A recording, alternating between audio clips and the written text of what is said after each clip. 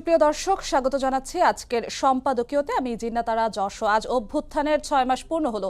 বৈষম্য বিরোধী ছাত্র আন্দোলনের নেতারা নতুন দল গঠনের লক্ষ্যে দলের নাম, প্রতীক ইত্যাদি বিষয়ে জনমত জানতে কর্মসূচি ঘোষণা করেছেন আজ।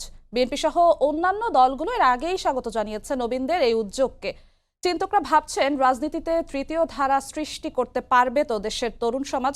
আলোচনায় আসছে নতুন দলের সম্ভাবনা ও চ্যালেঞ্জ বিষয়ও। এদিকে ব্যাপক আলোচিত জনপ্রশাসন ও বিচার বিভাগ সংস্কার কমিশনের প্রধানগণ প্রতিবেদন জমা দিয়েছেন প্রধান উপদেষ্টা বরাবর। প্রাসঙ্গিক বিষয় নিয়ে আজকের সম্পাদকীয় অগ্রযাত্রায় আরেক ধাপ। আর এ নিয়ে আলোচনার জন্য স্টুডিওতে উপস্থিত আছেন অ্যাডভোকেট ফজলুর রহমান, বিএনপি চেয়ারপারসনের উপদেষ্টা, এবং আমাদের সঙ্গে আশা করছি কিছুক্ষণের মধ্যেই যুক্ত হবেন জুনায়েদ সাকি, প্রধান সমন্বয়কারী গণসংহতি আন্দোলন।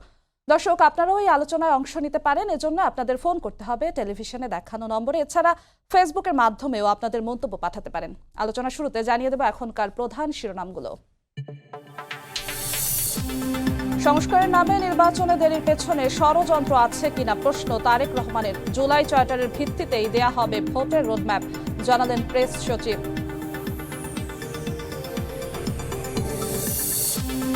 দেশকে 4টি প্রদেশে ভাগ ও ফরিদপুর কুমিল্লাকে বিভাগ করার সুপারিশ, ন্যায়পাল নিয়োগের প্রস্তাব। প্রধান উপদেষ্টার কাছে 2 সংস্কার কমিশনের প্রতিবেদন জমা।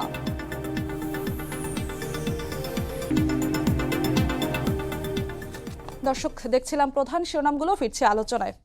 ফজলুর রহমান, শুরু করতে চাই আপনাকে দিয়েই। আজ অভ্যুত্থানের 6 মাস পূর্ণ হলো। গেল 6 মাসের প্রত্যেকটি দিনই ঘটনাবহুল দিন ছিল। আজও ছিল অনেকটাই ঘটনাবহুল দিন, এখনো আছে, ঘটনা চলছে।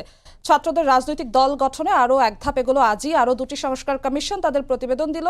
শেখ হাসিনা ভাষণ দিলেন। সবশেষ 32 নম্বরে বিক্ষুব্ধ ছাত্র জনতা আর ভাঙচুর কিংবা 32 নম্বর অভিমুখে মিছিল। আজকের প্রত্যেকটি ঘটনা, কোন কোন ঘটনা, আপনার মন্তব্য কি, কিভাবে বলতে চান? চাইলে শেষ থেকে শুরু করতে পারেন। সংস্কারের যে আপনাকে অসংখ্য ধন্যবাদ। আমরা আলোচনা যখন করছি, যারা শুনছেন তাদের সবাইকে সালাম, আসসালামু আলাইকুম। ওই যে প্রশাসন মন্ত্রণালয় বা আরেকটা মানে কমিশন বা আরেকটা কমিশন, বিচার বিভাগ কমিশন, তাদের মতামত পেশ করেছেন প্রধান উপদেষ্টার কাছে। এটা চূড়ান্ত কিছু নয়, তবে এই জিনিসগুলো আমার কাছে মনে হচ্ছে যে এইটার পিছনে তাদের একটা ভিন্ন উদ্দেশ্য আছে।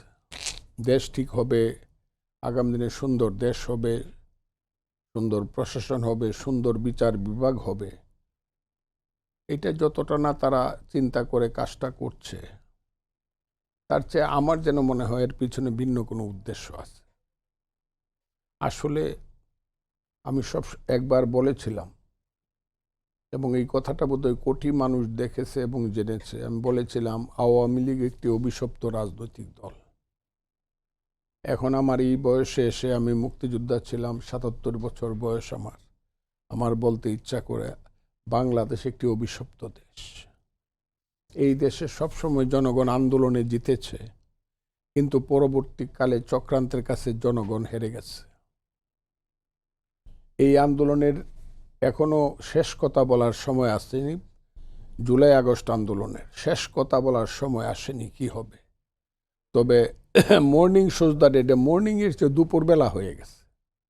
6 মাস খুব বেশি সময় তা না, কিন্তু আবার কম সময়ও না। এই তো আমার বাড়িতে এসে পড়ছে। কাজে এই 6 মাস জনগণ হেরে গেছে কোন ভিত্তিতে মনে হলো? আমরা 52 আন্দোলন থেকে যদি ধরি, কোনো আন্দোলনেই 52, 69, এমনকি বলতে পারেন মুক্তিযুদ্ধ 71, 90-এর গণঅভ্যুত্থান, মানুষের আশা পূর্ণ হয়নি। কিন্তু মানুষ রক্ত দিচ্ছে, জীবন দিচ্ছে, সাধারণ মানুষই বেশি দিচ্ছে। যুদ্ধ করছে সাধারণ পরিবারের সন্তানেরা, লাখে লাখে জীবন দিচ্ছে। তাদের সে আশাটা পূর্ণ হয়নি। আজকের 5ই আগস্টের প্রেক্ষাপটে শেষ কথা বলার সময় এখনো আসে নাই। তবে আমার যা মনে হচ্ছে, ওই যে আপনি বলছিলেন যে তারেক রহমান দেখলাম বলছে যে সংস্কারের নামে নির্বাচনকে কোনো ষড়যন্ত্র হচ্ছে কিনা, সংস্কারের নামে কোনো ষড়যন্ত্র হচ্ছে কিনা এমন হচ্ছে প্রশ্ন কিনা। তুলেছেন তারা। আমি এই কথাটা অনেক আগে বলছি। আমি সবসময় বলি যে ভারতবর্ষের একজন মহান লোক বলেছিলেন, তার নাম গোখলে। তিনি বলেছিলেন, what Bengal things today rest of India things tomorrow. আমি নিজেকে এইটা দাবি করছি না, তবে দাবি করছি বাংলাদেশের সমস্ত কথাগুলো বয়সের কারণে হোক, অভিজ্ঞতার কারণে হোক। কারণ আজকে 60 বছর, আমার বয়স 77 বছর, আমার রাজনীতির অভিজ্ঞতা 60 বছরের বেশি। 60 বছরের অভিজ্ঞ রাজনীতিবিদ যারা ছিলেন, তারা কেউ বিছনায় পড়ে আছে, তাদের সেন্স নাই, কেউ দুই একজন জেলখানায় আছে, খুব বেশি আর এদেশে জীবিত নাই। কাজে আমি আমার দিব্য দৃষ্টিতে যা দেখি, ভবিষ্যৎ দৃষ্টিতে যা দেখি, এবং হাসিনা সম্পর্কে গত 10 বছর যা আমি একটার পর একটা মন্তব্য করেছি, শেষ পর্যায়ে সেটাই বাস্তবায়িত হয়েছে। নিজের উপরে আত্মবিশ্বাস আমার সাংঘাতিকভাবে বেড়েছে। আমি একটা কথাটা বললে এক সেকেন্ড আমি বলি, নিজের উপর আমার আত্মবিশ্বাস আছে। আমিও মনে করছি অনেক দিন থেকেই যে সংস্কারের নামে নির্বাচনকে দেরি করে এই দেশ একটা অন্ধকারের দিকে যাচ্ছে। আপনার কাছে আবারও ফিরবো। আমাদের আরেকজন অতিথি এসে উপস্থিত হয়েছেন, জুনায়েদ সাকি, প্রধান সমন্বয়কারী গণসংহতি আন্দোলন।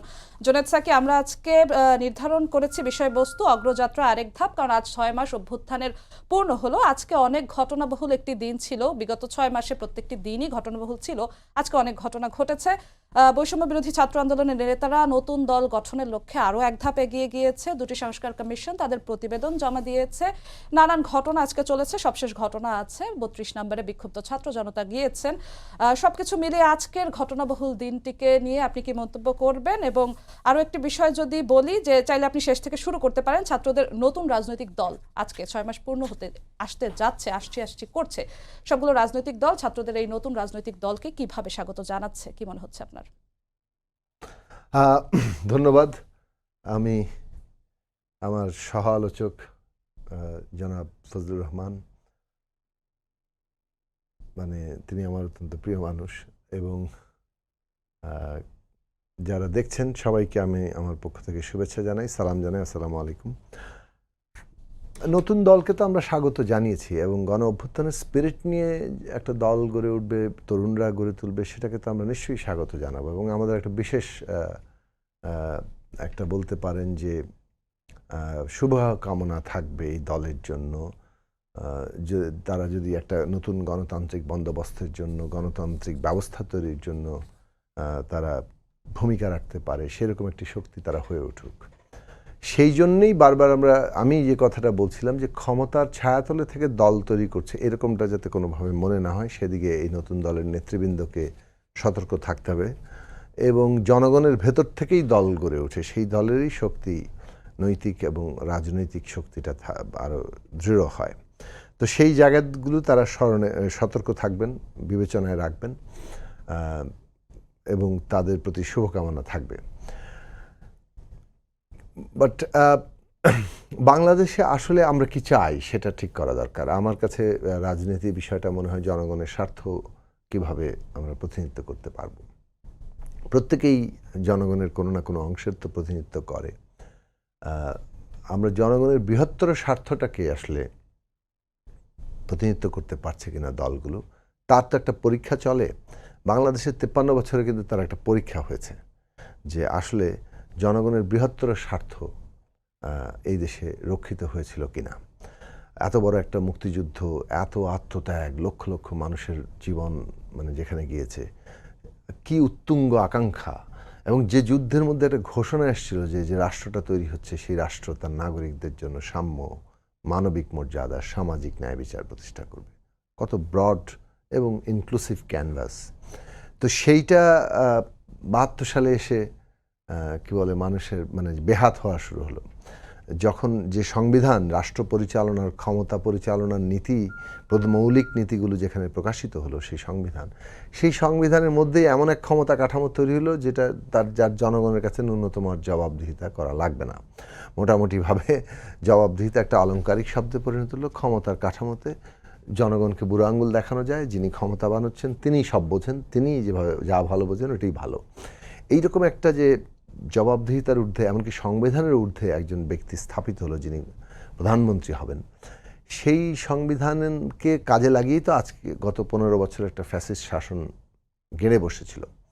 তো আমরা ওইটার কথাই মনে করে দিতে চাই যে আজকের বাংলাদেশেও আমরা এত বড় একটা অভ্যুত্থান হলো, যেখানে আমাদের এত আত্মত্যাগ, এত রক্ত, 1600-র উপরে ছাত্র, শ্রমিক, তরুণরা, শিশু, নারী, বৃদ্ধ, বাঙালি, চাকমা, মারমা, আপনার হিন্দু, মুসলমান, মানে এই যে আমাদের সবাই মিলে আমরা প্রাণ দিয়েছি, সেখান থেকে আমাদের অর্জনটা কি হবে?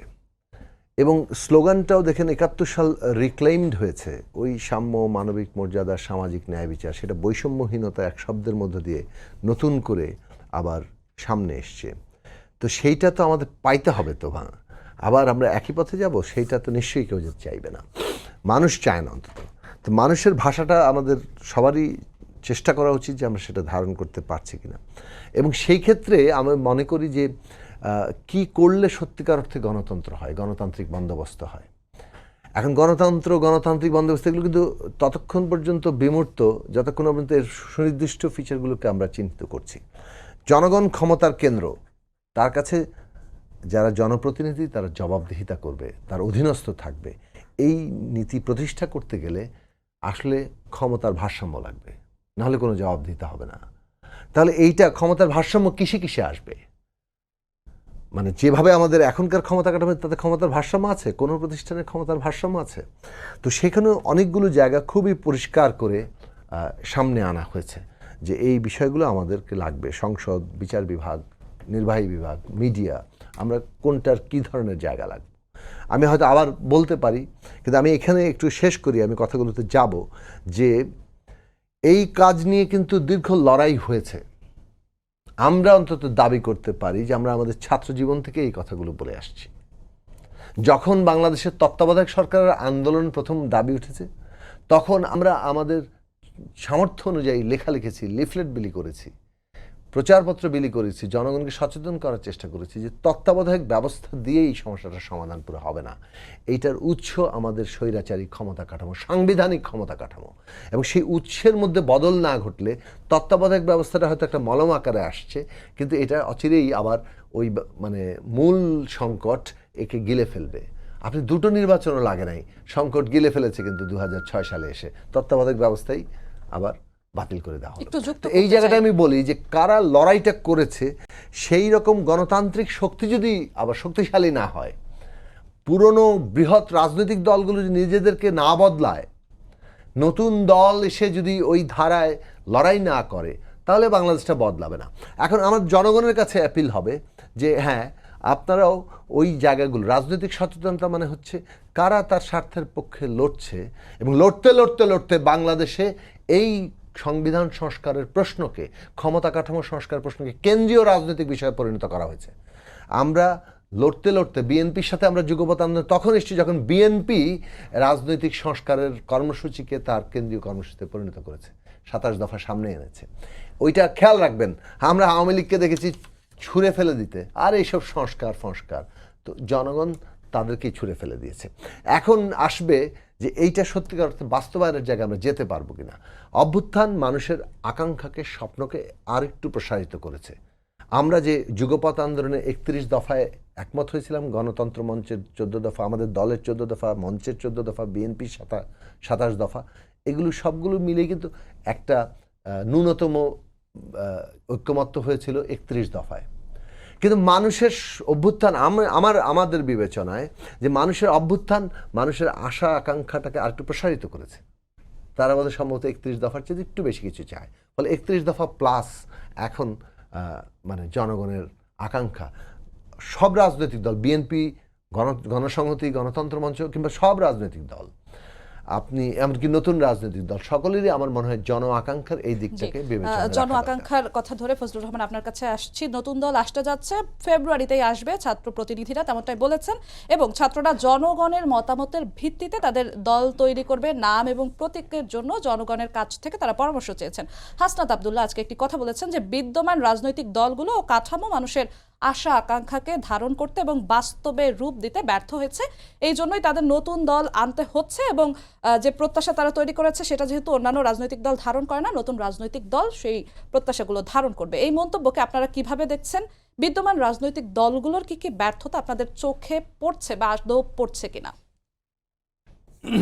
কথা বলা আর কাজ করা দুইটা ডিফারেন্স আছে। তারুণ্যের স্বপ্ন দিয়ে অনেক কথা বলা যায়। আমিও যখন তরুণ ছিলাম অনেক কথা বলছি, কিন্তু অভিজ্ঞতার মধ্য দিয়ে জীবনের একটা প্রান্তে এসে যখন অভিজ্ঞতা সমৃদ্ধ একজন মানুষ রাষ্ট্র ব্যবস্থা সম্পর্কে চিন্তা করে তার অবস্থানটা ভিন্ন হয়। তারুণ্য অনেক কথা বলে, আমি তাদের সেই স্বপ্নকে ধারণ করি, শ্রদ্ধা করি, কিন্তু সেই স্বপ্নই সব কিছু যদি মনে হয় তাহলে এটা স্বপ্ন দেখলে পরে মানুষ স্বপ্নে কিন্তু রাজা হয়ে যায়, স্বপ্নে কিন্তু আসমানে একা একা উড়ে। এগুলো আছে। আমি যে কথাগুলো বলতে চাই, এই যে গতানুগতিক পুঁথিগত কথা যেগুলো বলা হচ্ছে বিএনপির বা বিরোধী দলের 31 দফা, এটার সঙ্গে আমি তো যুক্তই, আমি তো এই দল করি, বিএনপি করি, এটার সঙ্গে যুক্ত এবং চমৎকার একটা দাবিনামা।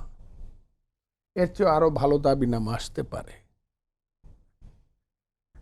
কিন্তু সেই দাবি দল করলে পরে নতুন আরো দাবিনামা কেউ এই দেশের মানুষের আকাঙ্ক্ষা পূর্ণ করতে পারে নাই, আমরা নতুন দল এসে পূর্ণ করব। যদি করতে পারে তাদেরকে আমি তো বলছি আগামী আর কত অভিনন্দন তারা পাইতে চায়।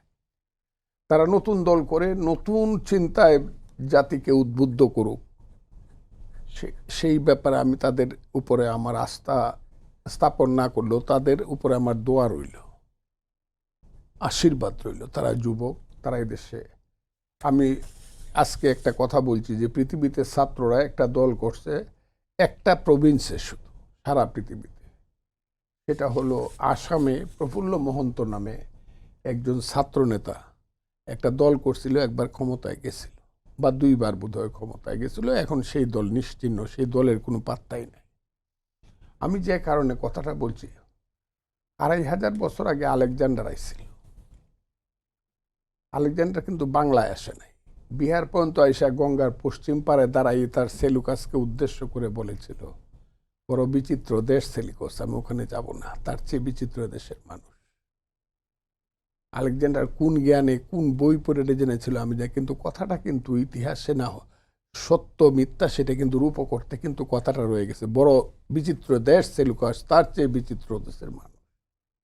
বাংলাদেশে ছাত্ররা আন্দোলন করছে, তারা সংগঠন করবে, নতুন কথা বলবে, মানুষকে পথ দেখাবে, দেখাইতে পারলে এর চেয়ে ভালো আর কিছু হতে পারে না। কিন্তু প্রতিদিন প্রতি মুহূর্তে পুরানো দলগুলা কিছুই করতে পারে নাই। এই কথাগুলো বলার ভিন্ন অর্থ আমার কাছে মনে হয়। এই ভিন্ন অর্থটা হলো তারা নতুন দলগুলোকে ওই যে যেমন 2 সাপের 1 বিষ, নৌকার ধানের শেষ, এই স্লোগানগুলোর মধ্যে আবার ভিন্ন অর্থ আছে। চিন্তা করে মানুষ সংস্কার করব, 4টা প্রদেশ এখনই দেখলাম বানাইব, হ্যাঁ, বাংলাদেশের নাম পরিবর্তন করব, ইত্যাদি ইত্যাদি। এই যে এত দায়িত্ব তাদেরকে কে দিছে? এরা কারা? কে দিছে তাদেরকে? আন্দোলন করছে ডক্টর আলী রিয়াজ, যারা এখানে কমিশনের হয়েছে আন্দোলন করছে সবাই, যারা এখানে উপদেষ্টা করছে তারা কি রাজপথে দাঁড়াইছে জীবনে একদিন? 2-1 জন ছাড়া, আমি ছেলেদের কথা বলছি না, অন্যদের কথা বলছি, এমনকি ইউনূস সাহেব নিজে। তারা এত দায়িত্ব নিচ্ছে কেন একটা দেশের?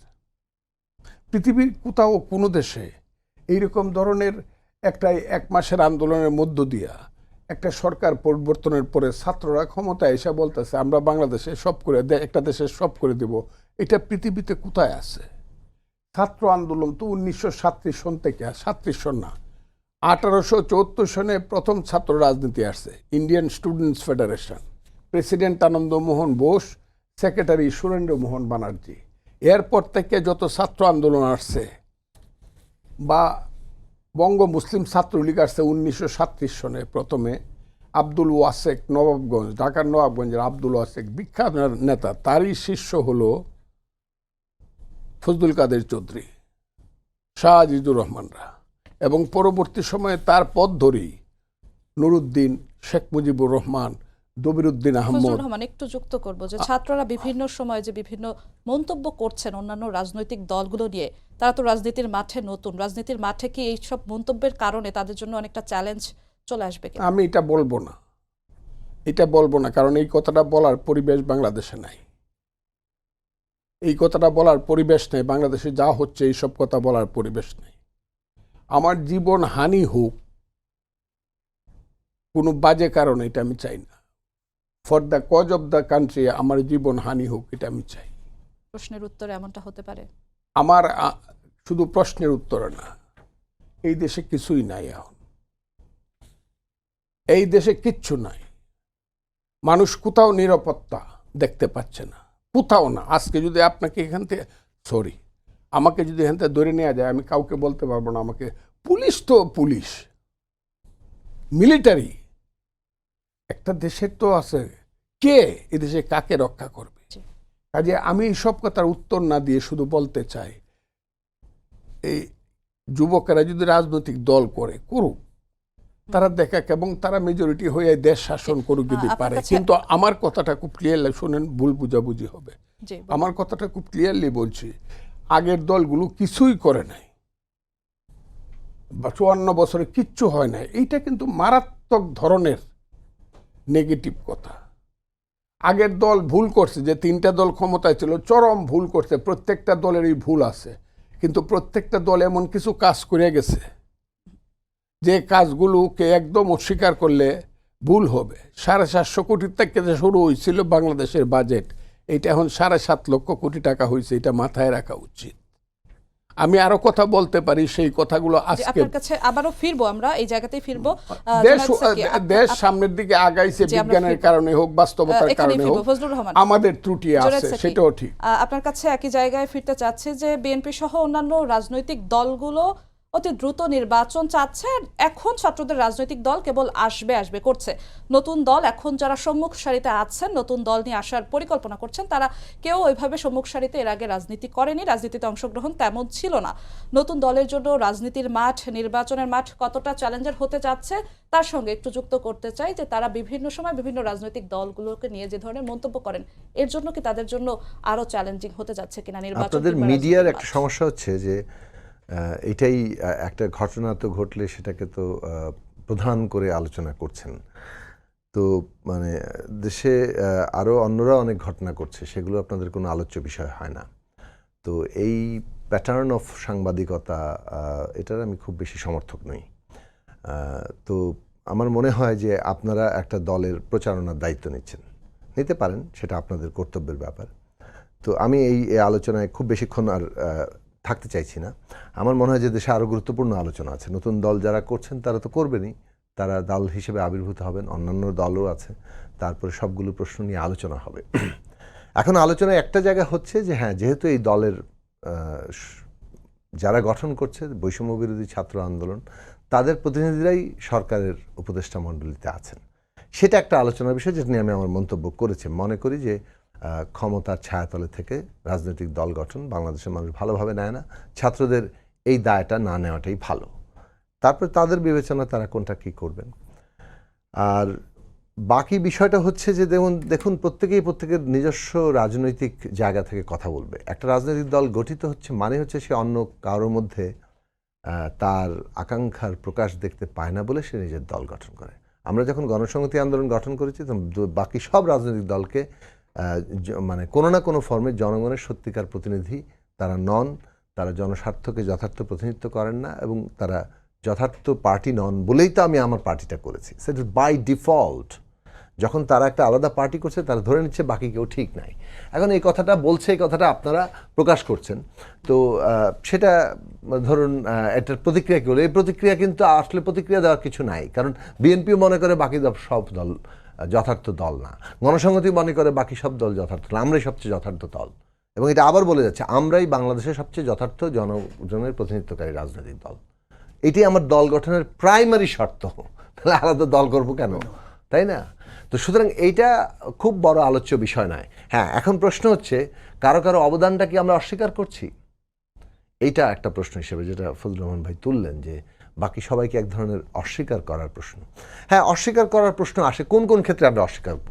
যদি বলেন 53 বছরে কি সাম্য, মানবিক মর্যাদা, সামাজিক ন্যায় বিচার প্রতিষ্ঠা হয়েছে, আমি বলবো হয় নাই, বরং তার অনেক ক্ষেত্রে বিপরীত পথে হেঁটেছে। আমি এই ক্ষেত্রে অস্বীকার করব।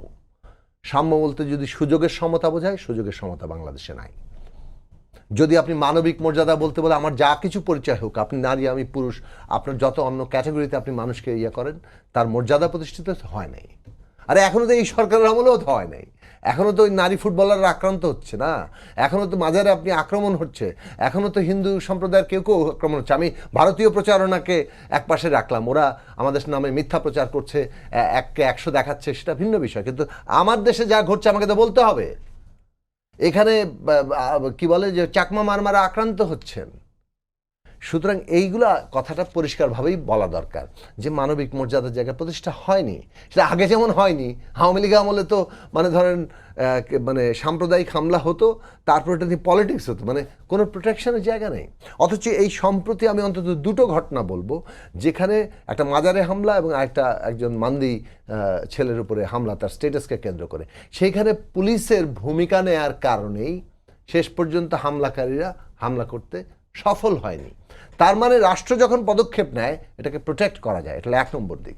2 নম্বর দিক হচ্ছে পলিটিক্যাল পার্টি যদি তাদের মধ্যে এই জায়গাটা ঐক্যমত্য আসে যে না, নাগরিকের মর্যাদার জায়গায় ক্ষুণ্ণ করা যাবে না, যে করবে তাকে ওই জায়গাটায় মানে সকলের প্রতিরোধ গড়ে তুলতে হবে, সেইটার জায়গাটা আছে। আমাদের দেশের মানে সম্মানিত আলেম ওলামা সমাজ তারা যদি এই সত্যিকার ইয়াটা দেন যে জবরদস্তি ইসলাম নয়, সুতরাং সেইটার জায়গাটা আমাদের মনে হয় যদি আমরা তুলতে পারি তাহলে বাংলাদেশ ভিন্ন জায়গাতে দাঁড়াবে।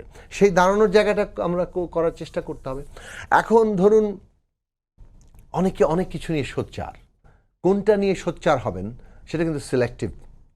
সোচ্চারে আপনার রাজনৈতিক চরিত্রটা প্রকাশিত হয়। আমরা বাংলাদেশে কিন্তু এখন পর্যন্ত সেই সব প্রশ্নগুলো নিয়ে আমাদের তরুণদেরকে অতটা ভাবিত দেখছি না যতটা ভাবিত হওয়াটা আমাদের প্রয়োজন ছিল নাগরিক নিরাপত্তার ক্ষেত্রে। ভারতীয় প্রচারণা নিয়ে তারা চিন্তিত, কিন্তু বাংলাদেশে যে ঘটনাগুলো ঘটার ফলে ভারতীয় প্রচারণা সুবিধা হচ্ছে, সেই ঘটনা প্রতিরোধে আরও সোচ্চার ভূমিকা আমাদের তরুণ ছাত্র সমাজ এবং আন্দোলনকারীদের দিক থেকে আসা দরকার। সেটা আসছে না। অনেক ক্ষেত্রে অভিযোগ উঠছে যে আন্দোলনকারীদের অংশ কেউ কেউ আবার যে প্রেস ক্লাবের সামনে আদিবাসী ছাত্রদের উপরে হামলা করছে। আমি নানান রকম ঘটনা আছে পলিটিক্সে। এখন বিষয় হচ্ছে যে আপনি ডিফেন্ড করবেন কোথার থেকে।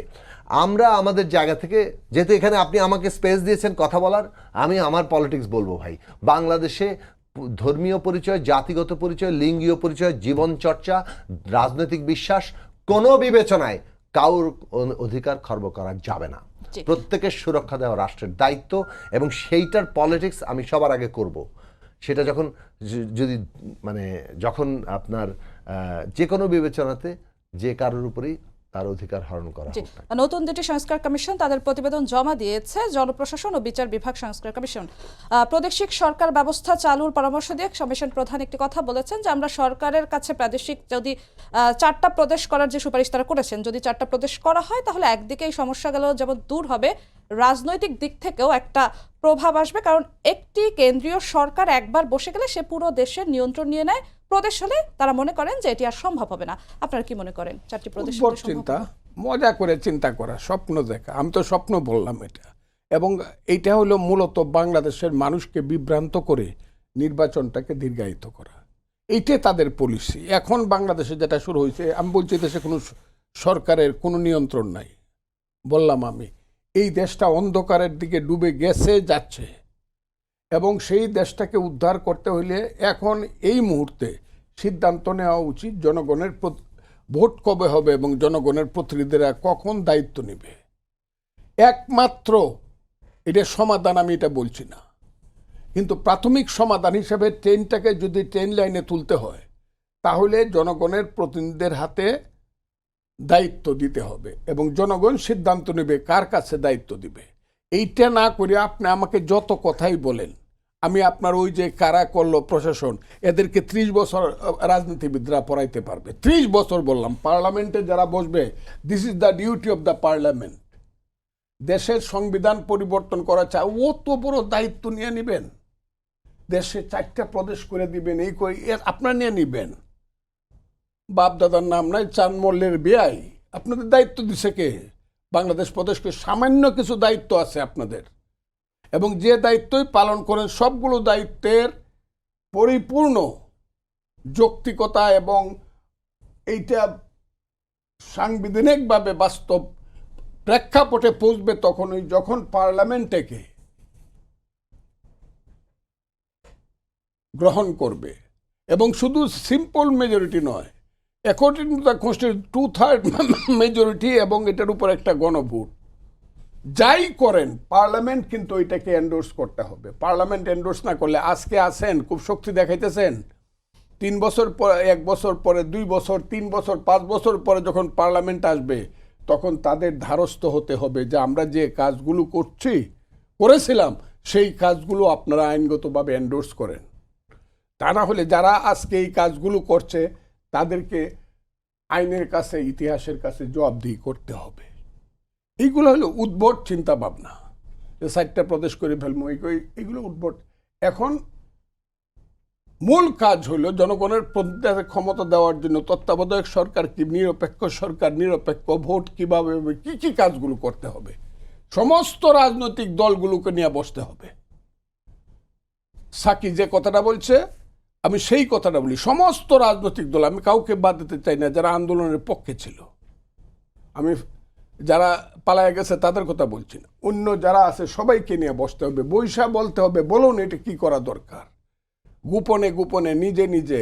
আজকে প্রেস সচিব বলেছেন যে তারা সবগুলো সংস্কার কমিশনের প্রতিবেদন নিয়ে সবগুলো আমার মনে হয় যে আমি একটা কথাটা আমি কথাটা বলি, আপনারা যে এখানে বসছেন না, আবার যখন আওয়ামী লীগ ছিল তখন আপনারা তাদের দালালি করছেন, এখন এখানে বসে দালালি করতেছেন যারা এখন ক্ষমতায় আছে। প্রেস সচিবকে, সে একজন চাকর, তার কথা হি ইজ এ সার্ভেন্ট, তার কথা বলার কোনো রাইট নাই, তাহলে তার চাকরি ছাড়তে হয়। এই দেশটাকে কি ভাগারে পরিণত করব আমরা? একজন চাকরের কথা, ইউনূস সাহেব কোথায়?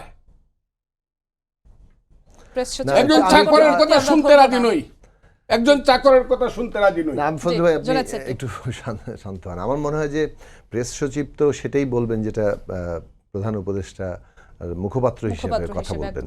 সুতরাং আমার মনে হয় যে এইটা নিয়ে ভুল বোঝাবুঝির কোনো জায়গা নেই। সংবিধান সংস্কার কমিশন থেকে শুরু করে যতগুলো সংস্কার কমিশন গঠিত হয়েছে তারা সবার সাথে আলোচনা, তারা তাদের নিজেদের বোধবুদ্ধি মতো জনগণের বিভিন্ন পরামর্শ নিয়ে তারা কতগুলো আলোচনাযোগ্য যেটা মনে করেছেন সেরকম প্রস্তাব উত্থাপন করেছেন। ওইটা তো কোনো চূড়ান্ত জিনিস না, ওইটা একটা প্রস্তাব মাত্র। ওইটা এখন স্টেক হোল্ডারদের সাথে আলোচনা হবে। সরকার নিজেই বলেছে যে প্রধান উপদেষ্টা নিজে মানে নেতৃত্ব দিবেন একটা ঐক্য কমিশনের, অর্থাৎ তিনি একটা কমিশন গঠন করছেন যেটা এই সবগুলো রিপোর্ট নিয়ে তারা স্টেক হোল্ডারদের সাথে, পলিটিক্যাল পার্টি, শিক্ষার্থী, শ্রেণী পেশার অংশীজন, আমি মনে করি সবার সাথে বসা দরকার। সবার সাথে বসবেন যে আমাদের কমন মিনিমাম ঐক্যমত্য কোন বিষয়গুলোতে হচ্ছে। সুতরাং কোনো একটা প্রস্তাব আমি পছন্দ নাই করতে পারি, সেটা তো আমরা ওখানে যেয়ে বলবো যে এই প্রস্তাব এই মুহূর্তে বাস্তবতা নাই, অথবা এটা গ্রহণযোগ্য হবে না, অথবা ইত্যাদি, সেটা ডিমেরিটস কি সেগুলো আমরা তুলে ধরবো। সেই ক্ষেত্রে আমার মনে হয় যে কমন মিনিমাম যেটা হবে সেটা সংবিধানের প্রশ্ন থেকে শুরু করে 12টি সংস্কার সবগুলোর প্রশ্নেই সেই কমন মিনিমামকে আমরা একটা ন্যাশনাল চার্টার করতে পারি যে ফ্যাসিবাদ বিরোধী সব শক্তি এই বিষয়গুলোর সাথে ঐক্যমত্য হয়েছে এবং এগুলো আগামী নির্বাচনের মধ্যে দিয়ে বাস্তবায়ন হবে। তার মধ্যে কিছু জিনিস এখন অ্যাডমিনিস্ট্রেটিভ অর্ডারে বাস্তবায়ন হয়ে যেতে পারে, এবং মনে রাখা দরকার যে নির্বাচনটা ঠিকমতো করার জন্য অনেকগুলো সংস্কার দরকার। আবার অনেকগুলো মৌলিক কাঠামোগত সংস্কার আছে যেটা সংবিধান সংস্কারের মতো, সেটা কিন্তু আপনার ইলেকশন লাগবে, জনপ্রতিনিধি ছাড়া আপনি পার্লামেন্ট ছাড়া কীভাবে এটাকে করবেন। তো সুতরাং ওই জায়গা থেকে সংস্কার চূড়ান্ত করার জন্য নির্বাচন দরকার, নির্বাচনের জন্য যেমন সংস্কার দরকার, সংস্কার চূড়ান্ত করার জন্য নির্বাচন দরকার। আপনার ওই জায়গায় আমাদের ঐক্যমত্য দরকার যে এইগুলো হচ্ছে ন্যূনতম ঐক্যমত্য, এই সংস্কারগুলো বিষয়ে এইগুলো আগে বাস্তবায়ন হবে, এইগুলো নির্বাচনের পরে বাস্তবায়ন হবে, এবং এটা হচ্ছে জাতীয় অঙ্গীকারনামা যে যারাই সেখানে ক্ষমতায় কিংবা দায়িত্বপ্রাপ্ত হোক, সংখ্যাগরিষ্ঠতা পাক, তারা এটা করবেন, এটা বাস্তবায়ন করবেন। এই অঙ্গীকারটা দরকার, কারণ এটা একটা সুরক্ষার জায়গা। যদি কেউ না করেন তাহলে জনগণের কাছে তার জবাবদিহিতা করতে হবে।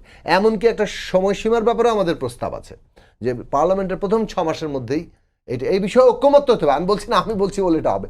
এটাও সকলের মধ্যে আমরা যদি ঐক্যমত্য হতে পারি যে নেক্সট ইলেকশন একটা রিফর্ম জি। করাটা তার আমরা জন্য একদম- অব্লিগেশন হিসেবে আসবে। আরেকটা বিষয় সুরক্ষা, সাংবিধানিক সুরক্ষা কি হবে? ধরুন আপনি এটাকে অষ্টাদশ সংশোধন হিসেবে করলেন, তারপরে আদালত বলল যে এটা সংবিধানের সাথে সঙ্গতিপূর্ণ হয় নাই, যেমন 13 বাতিল হয়েছে, 15 এখন বাতিল আংশিকভাবে, তো তখন তো বলবে সংবিধানের অভিভাবক তো কোর্ট। আমরা যদি আগামী নির্বাচনটাকে বলি গণপরিষদ, তাহলে সংবিধান বাতিল করে দিতে হয়, সেটা নিয়ে ঐক্যমত্য তৈরি হয় নাই। কিন্তু আমরা যদি এটাকে সংবিধান সংস্কার সভার নির্বাচন বলি, তাহলে এই সংবিধান বাতিল করতে হয় না, কিন্তু পিপলের উইল কিংবা জনগণের অভিপ্রায় আকারে হাজির হয়, এবং এই যে সংস্কারটা হয়, এই সংস্কারটা তখন সংস্কারকৃত সংবিধানটার সুরক্ষা দিবে কোর্ট। কোর্ট সংস্কারকৃত একদম শেষের দিকে চলে এসেছি, ছোট্ট করে একটি এটা প্রশ্নের উত্তর অত্যন্ত জানতে চাচ্ছি গুরুত্বপূর্ণ দুজনের আলোচনা। কাছে। জি, একদম আপনি শেষের দিকে চলে অনেক এসেছি। রাজনৈতিক প্রশ্ন করে সময় নষ্ট করছেন, অন্তর্বর্তী কিন্তু সরকারের মেয়াদ, জাতির সবচেয়ে গুরুত্বপূর্ণ আলোচনার পয়েন্ট হচ্ছে এইটা, কিভাবে আমরা সংস্কার বাস্তবায়ন করব। আলোচনা চলতেই থাকবে, আমরা একদমই শেষের দিকে চলে এসেছি, আর কিছুক্ষণ সময় পাবো আমরা।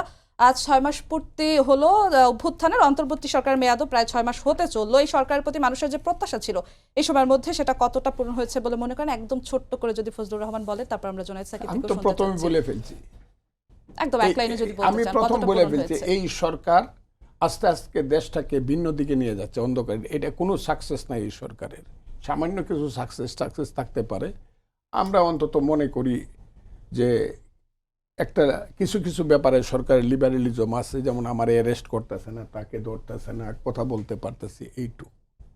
কিন্তু অন্য সব জিনিস যত কিছু আছে, আপনি জিনিসপত্রের দাম বলেন, মানুষের চাকরি বাকরি বলেন, মানুষের নিরাপত্তা বলেন, সমস্ত কিছুতে সরকার ব্যর্থ হয়েছে এবং নির্বাচনটাকে একটা জটিল পথে নিয়ে যাচ্ছে। আমি যে বললাম যে he is a servant, Yunus সাহেব যদি তাকে দিয়ে কথা বলাইতে হয়, আমার ব্যক্তিগতভাবে তার প্রতি আমার কোনো আক্রোশ না। আক্রোশ হলো একজন সরকারি কর্মচারী রাজনৈতিক কথা বলা উচিত না, তাহলে রাষ্ট্র থাকে না। ওনাকে কথা বলাইতে হবে, ওনাকে এই চাকরি থেকে বাদ দিয়ে বলতে হবে উনি হলেন স্পোক্সম্যান অফ এই কি প্রধান উপদেষ্টার মুখপাত্র, ওনাকে দিয়ে কথা বলা সারাদিন আমার কোনো আপত্তি নাই। কিন্তু যদি উনি চাকরি করেন, পিআরও হন, তাহলে উনি যেভাবে কথা বলে, it is out of limit, এটা লিমিটের বাইরে। এই লিমিটে উনি কথা বাইরে কথা বলতে পারেন না, এটা বলা উচিত নয়। জাতি ছোট হয়ে যায়, মনে করে এই জাতিতে আর কোনো লোক নাই। জি, জোনায়েদ সাকিব, একই প্রশ্ন আপনার কাছে, একদমই শেষের দিকে চলে এসেছি, যত ছোট্ট করে। না, আমি মনে করি যে এই সরকারের মানে অনেকগুলো জায়গাতে রাজনৈতিক উত্তরণের যে পথ তারা নিয়েছেন, সেটাকে আমি এখনো ইতিবাচক মনে করি। আমরাই প্রস্তাব দিয়েছিলাম কমিশন গঠন করেন, যাতে করে তারা সংস্কার প্রস্তাবটা হাজির করতে পারে। কিসের ভিত্তিতে আপনি আলোচনাটা করবেন? আপনার সংস্কারের কাজ হচ্ছে ফ্যাসিলিটেট করা। তো ফ্যাসিলিটেট করতে হলে তার তো কিছু একটা নিয়ে বসতে হবে। তখন এই কমিশনগুলো আপনাকে বিভিন্ন বিষয়ে স্পেসিফিক রিপোর্ট দিবে, এবং এর মধ্যে কিছু টেকনিক্যাল কাজও আছে, গবেষণার কাজ আছে। তো এগুলো সামনে আসলে তখন আপনার আলাপ আলোচনাটা আরও ইফেক্টিভ হবে। কিন্তু দৈনন্দিন রাষ্ট্র পরিচালনার যে কাজটা গত 6 মাস তারা করেছেন, এবং সামনে আরও কিছুটা, যদি প্রধান উপদেষ্টার কথা অনুযায়ী আমি লিমিট মানে লোয়ার লিমিট ধরি, মানে কিংবা প্রথম ইয়াটা ধরি ডিসেম্বরের মধ্যে নির্বাচন, তাহলে তো অ্যাটলিস্ট আরও 1 বছর তাদেরকে দেশটা পরিচালনা করতে হবে। তো দৈনন্দিন মানুষের সেইখানে ধরেন দ্রব্যমূল্য, যানমালের নিরাপত্তা, ট্রাফিক জ্যাম, অনেক রকম সংকটের মধ্যে মানুষ আছে। সেই সব জায়গাগুলোতে সরকারের মানে খুব সাফল্য আমরা দেখতে পাচ্ছি না, এবং যেটা হচ্ছে যে মনে হচ্ছে সরকার আমলাতন্ত্রের লাল ফিতায় বন্দী হয়ে যাচ্ছে, এবং সম্মুখ গতিতে সরকারের কর্মকাণ্ড চলে। এমনকি সবচেয়ে দুঃখজনক ব্যাপার হচ্ছে যে মানে শিক্ষার্থীরা প্রাণ দিয়েছে, তাদের আপনার কি বলে যে মানে শহীদদের পরিবারের দায়িত্ব নেওয়া, শহীদের তালিকা সম্পন্ন করা, তাদেরকে জাতীয় মর্যাদায় অধিষ্ঠিত করা, এবং বিশেষভাবে আহতরা তাদের যে চিকিৎসা, তাদের জীবনের দায়িত্ব নেওয়া, এইটা খুব বিব্রতকর যখন আহতরা প্রধান উপদেষ্টার বাড়ির সামনে যে হাজির হয়। তো আমি মনে করি যে এটা একটা সাইনও যে সরকারের ফাংশনিংটা ভীষণ রকমভাবে শ্লথ। এখন এই ক্ষেত্রে যে রাজনৈতিক দল কিংবা সকলের সহায়তা নিয়ে তাদের করার কথা ছিল, সেটা সেই জায়গায় তাদের ঘাটতি আছে। আপনাদেরকে অসংখ্য ধন্যবাদ আমাদের সঙ্গে যুক্ত হওয়ার জন্য। সবাইকে ধন্যবাদ জানিয়ে শেষ করছি আজকের সম্পাদকীয়। আগামীকাল আবারও দেখা হবে রাত 10টায়, দেখার আমন্ত্রণ রইল। শুভরাত্রি।